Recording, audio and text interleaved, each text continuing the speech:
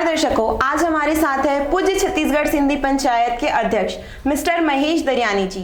तो चलिए उनसे बातचीत करते हैं और उनके बारे में जानते हैं। नमस्कार सर। नमस्कार सर, सबसे पहले आप ये बताइए कि एक अध्यक्ष के रूप में आपकी क्या क्या मुख्य योजनाएं हैं। मुख्य रूप से अगर एक लाइन में कहा जाए तो पूज्य छत्तीसगढ़ सिंधी पंचायत का कार्य क्षेत्र मानव सेवा को प्रथम रखना है और बाकी अब सामाजिक मुद्दों पे भी चर्चा होती है और हर क्षेत्र में योगदान रहता है। बाकी मेन संकल्प मानव सेवा है। तो पहले के टाइम पे जैसे देखा जाता था कि जो चुनाव होते थे वो कुछ मुख्य पदाधिकारी ही आपस में चुन लेते थे और किसी एक की नियुक्ति कर दी जाती थी अध्यक्ष के रूप में। फिर उसके बाद एक वक्त आया जब बैलेट पेपर के थ्रू आप लोग का चयन किया गया, तो उसके बदलाव के बारे में आप क्या कहेंगे? मैं समाज के हर क्षेत्र से, हर मानव सेवा से जुड़ी हर संस्थाओं से मैं जुड़ा रहा हूँ। मैं विगत 29 सालों से इस क्षेत्र में सक्रिय हूँ और मेन उद्देश्य समाज सेवा रहता है। हम जब भी बातें होती थी तो मैं जब युवा विंग में था, पूज्य छत्तीसगढ़ सिंधी पंचायत के युवा विंग का पदाधिकारी था, तो मैं तब भी बोलता था कि आन बान शान से चुनाव हो मतदान से। तो उस समय वरिष्ठों को मेरी बात बुरी लगती थी कि जब होते आ रहा है मनोनीत, पर इस बार ऐसे समीकरण बने कि नहीं, कि चुनाव होगा तो मतदान से। तो फिर सबने बढ़ चढ़ के हिस्सा लिया और मज़े वाली बात यह है कि 97% मतदान हुआ और पंच परमेश्वर और पूरे छत्तीसगढ़ की पूज्य पंचायतों के मुखीगणों ने मुझे सम्मान दिया और इस पद पर बिठाया। अध्यक्ष बनने के बाद आपको ऐसा क्या लगता है कि आपने कोई ऐसी योजना चालू की हो आपके द्वारा ही, आपके ही सोच से, जो जनता के लिए बहुत ज्यादा अच्छी साबित हुई हो? जी, ऐसे देखिए, मैं प्रतिदिन 6 से 9 बजे अपने कार्यालय में सेवा दरबार रहती है। जो भी प्रार्थी रहते हैं, पीड़ित रहते हैं या शोषित रहते हैं, बहुत से मामले आते हैं।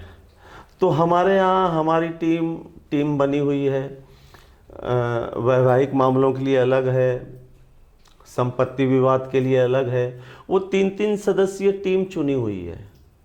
तो उस सेवा दरबार में चाहे वो पढ़ाई के क्षेत्र में हो, चाहे वो चिकित्सा के क्षेत्र में हो, चाहे वो विवाह के क्षेत्र में हो, किसी भी परिस्थिति में किसी पे आपत्ति आती है तो हमसे जितना हो सकता है हम अपना सर्वस्व, हमारे पदाधिकारी, पूरी टीम बिल्कुल तन मन धन से समर्पित होकर उनके लिए कार्य करते हैं।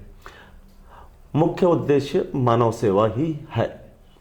जैसे कि अभी आपने बताया कि आप समाज सेवा से भी काफी जुड़े हुए हैं, जिसमें कन्यादान, राशन वितरित करना, ये सब शामिल है।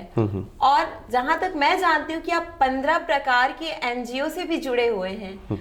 तो एक अध्यक्ष और समाज सेवी, इन दोनों के बीच का जो कामकाज होता है वो आप दिन भर के दिनचर्या में उसको कैसे मेंटेन करते हैं? देखिए, मैं अपने आप को सहज रखने के लिए, मेरे साथी मुझे कहते हैं कि आप प्रोटोकॉल मेंटेन नहीं करते। आपको कुछ वरिष्ठ लोग मुझे बोलते हैं आपको थोड़ा सा डिग्निटी मेंटेन करना चाहिए। देखिए, आप किसी का स्वभाव नहीं बदल सकते। मैं आपके स्टूडियो से निकलूँगा, अगर मेरी आपके वॉचमैन के साथ आत्मीयता है तो मैं उससे हाथ मिलाऊंगा, गले मिलूंगा। ये मेरा स्वभाव है और वो अभी बदल नहीं सकता। जैसे हमारा मैरिज ब्यूरो है, काउंसलिंग के लिए टीम है, कोई आयोजन है तो सांस्कृतिक सचिव है, सांस्कृतिक टीम है, साधु संतों का आशीर्वाद है, मातृशक्ति का पूरा सहयोग है, युवा हमारे साथ खड़े हैं। ये कार्य कोई एक व्यक्ति या 2 व्यक्ति या 5 व्यक्ति या 25 व्यक्ति नहीं करते हैं जी। किसी भी कार्य को, संगठन को चलाने के लिए विचारधारा, एक मजबूत विचारधारा का होना जरूरी है कि हमको करना क्या है। मेरे संगी साथी बैठते, मैं ऐसे ऐसे स्लोगन है मेरे कार्यालय में, तो हंसते हैं कि समझते सब है, सच्चाई सबको मालूम है, अंतिम सत्य राख है। और ठीक है, ये जीवन चक्र है, ये जीवन हमको अनुभव देता है और जीवन चलने का नाम है। हमें राजनीति नहीं करनी है, सिर्फ और सिर्फ मानव सेवा के साथ चलते चलते अपना जीवन। आप विश्वास करेंगे, मैं नकारात्मक बातें सुनता हूँ, कई मेरे जो शुभचिंतक हैं उनको क्रोध आ जाता है, भैया ऐसा कर देंगे, भैया वैसा कर देंगे। मैं बोलता हूँ बेटा ठंडा पानी पी लो, आपको 48 घंटे में उसको समझ आ जाएगा कि वो गलत राह में था। लड़ने झगड़ने से क्या है, तर्क संगत बात होनी चाहिए। एक और बड़ा काम आपने किया हुआ है कि जो सिंधी समाज है उसका नाम आपने golden book of world record में दर्ज करवाया है। जी, तो इसमें बहुत सारी चुनौतियां भी आई होगी, तो उन सब चीजों को डील करते हुए आपने ये चीज कैसे करा? इसके लिए मैं कहना चाहूंगा कि नेक नियति मंजिल आसान। सिंधी समाज जल और ज्योत की पूजा करता है। मैं समाज के युवाओं में अभी कुछ समय पहले सामयिक परिदृश्य में कुछ कठिनाइयां आई, युवा कुछ उग्र हो रहे थे, तो उनको समझाना कि हम सभ्य समाज हैं, हम पुरुषार्थी समाज हैं, हम सेवाभावी समाज हैं, ये हम नहीं कहते, इतिहास कहता है। और कोई इतिहास सिर्फ हिंदुस्तान का नहीं कहता है, पूरे विश्व का इतिहास कहता है कि सिंधु घाटी की सभ्यता, मोहनजोदड़ो, हड़प्पा, 5000 वर्ष पूर्व सबसे पहले सभ्य मानव सिंधी है। हमको अपने संस्कारों को खोना नहीं है। अगर कोई अभी जैसे घटनाक्रम घटे, हमने कभी भी बस एक ही बात कही कि भाई कोई भी किसी की भी ईश निंदा न करे,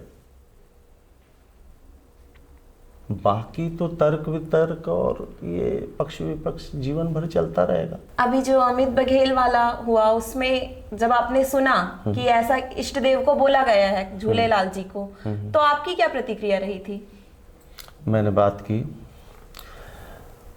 इस बीच में ना इन 15-17 दिनों में बहुत सारे समीकरण बदले। सोशल मीडिया पे एक दूसरे पे वार हुए, अश्लील शब्दों का प्रयोग हुआ। तो देखिए मैं राजनीति से दूर रहता हूँ। मैंने आपको पहले भी बताया कि मेरा उद्देश्य मानव सेवा है। मैं लोगों को बताता हूँ कि एक इंसान 25,550 दिन जीता है, तो लोग बोलते हैं ये कैसे, मतलब कितना जिएगा, बोलेगा 70, तो 70 × 365 कर ले, 25,550 होंगे, उससे ज़्यादा नहीं जिए। तो उसमें क्या छल कपट और क्या गोरा काला। अपना धर्म निभाओ और चलते चलो। फिर मैं अपने कार्यालय का स्लोगन सुना देता हूँ। एंट्री में ही है, मिट्टी हूँ,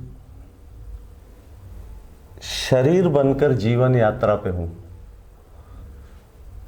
और क्या है राजा भैया, फकत पहचान है इतनी, मिट्टी हूं, शरीर बनकर जीवन यात्रा पे हूं, फिर मिट्टी होना है। तो 3-5 होता नहीं, राजनीति आती नहीं। हम अपने हिसाब से समाज सेवा करते हैं। ऐसा नहीं है कि मैं कहूँगा कि नहीं, हमारे कोई विरोधी ही नहीं है। कभी कभी मैं भी अपने अंतर मन से सोचता हूँ कि इतना सब अपना सब न्योछावर करने के बाद, पूरा समय समाज सेवा में देने के बाद, फिर भी विरोध क्यों?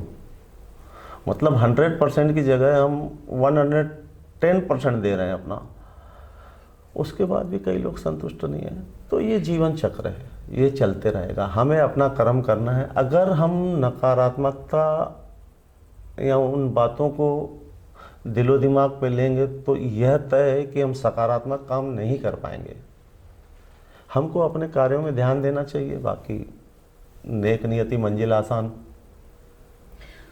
ऐसी कौन सी कार्य आपको लगता है जो सिंधी समाज में भी आगे भविष्य में करने के लिए जरूरी हो? अभी जो मेरी परिकल्पना में है वो है शासन से भूमि की मांग। इस विषय पर माननीय मुख्यमंत्री जी और कलेक्टर साहब से मुलाकात हो चुकी है और कार्य प्रोसेस पे है। तो मुख्य रूप से जो भूमि हमें मिलेगी या देनी चाहिए समाज को, तो मैं उस भूमि पर मुख्य रूप से प्रथम तो जो बच्चे जो पढ़ने आ रहे हैं रायपुर, उसमें छात्रावास की व्यवस्था करना, और जो मूक बधिर और दिव्यांग बच्चे हैं उनके रहने खाने के लिए वहाँ व्यवस्था करना, मांगलिक आयोजनों के लिए कमरों का निर्माण, लॉन की व्यवस्था। हमने 10 एकड़ की मांग की है, अब ये प्रोसेस आगे बढ़ रहा है। बाकी जैसे प्रभु कृपा होगी। मूल उद्देश्य यही होगा, समाज सेवा, चाहे वो अस्पताल हो, चाहे वो दवाइयों से संबंधित व्यवस्था हो। जिनके कोई वारिस नहीं है तो उनके लिए जीना और कठिन हो जाता है। तो जीवन चलने का नाम, जो स्थिति आनी है उस स्थिति को फेस करके आगे बढ़ना है और सत्कार्य करना है। मेन उद्देश्य यही है।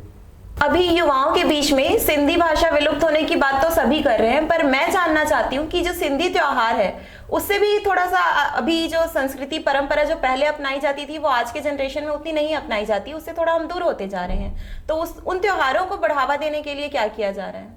जहाँ तक सिंधी भाषा के बारे में है तो हमारे यहाँ ऑनलाइन बाबा मुरलीधर उदासी जी देवनागरी लिपि में निःशुल्क शिक्षा देते हैं।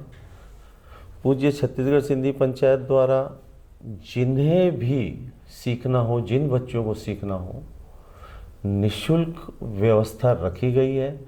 और वहाँ जिनके पास समय नहीं है, नहीं निकल सकते, दूर है, तो ऑनलाइन भी क्लास लगती है, तो उसमें हम प्रयासरत रहते हैं। और दूसरी बात आपने कौन सी कही? त्योहार। हाँ, त्योहार। तो जहाँ तक त्योहारों की बात है, अभी हम तत्काल 2025 ये हमने जैसे अभी सावन के महीनों में मातृशक्ति, हमारा जो तीज का त्यौहार रहता है, उसको अगर दूसरे शब्दों में कहा जाए तो सिंधी समाज का करवा चौथ। तो तीज के समय हमने समस्त मातृशक्ति को एकत्रित कर रायपुर के 16 स्थानों को चिन्हित कर, पूरी रायपुर की महिलाएं 16 स्थानों पर एकत्रित हुई रायपुर में, और वहाँ मेहंदी का आयोजन किया गया। फिर आपका सिंधी भाषा के बढ़ावे के लिए पहली बार इसी 2025 में सिंधी फिल्म फेस्टिवल का आयोजन हुआ कलर्स मॉल में। जो भी आयोजन हुए, जो चाहे फिल्मों का हो, चाहे प्रदेश स्तरीय क्रिकेट स्पर्धा हुई,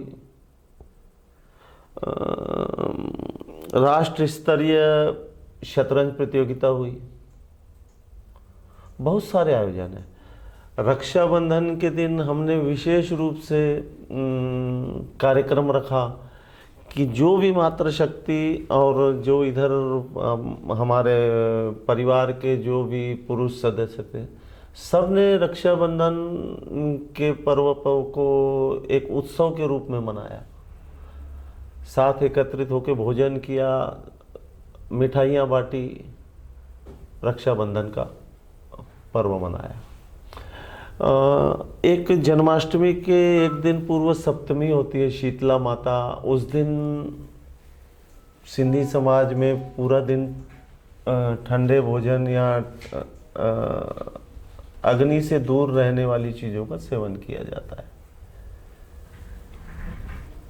तो हमने वैसे दिन को भी हमने